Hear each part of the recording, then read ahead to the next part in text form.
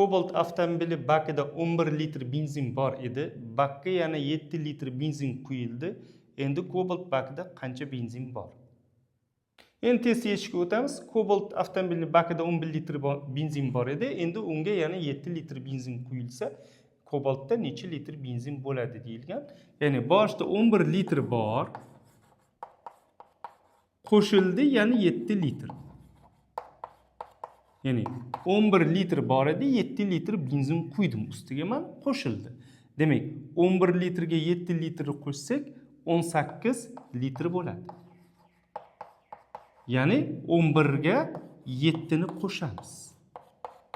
Ya'ni 1 ga 7 ni qo'shsak 8, 10 ni o'zini yozsak 18 bo'ladi. Ya'ni 11 ni 11 plus 7 ni kallamizda ishlayotganda 10 plus 1 plus 7 qilib yozamiz. Mana bu 1 ga 7 8 bo'ladi.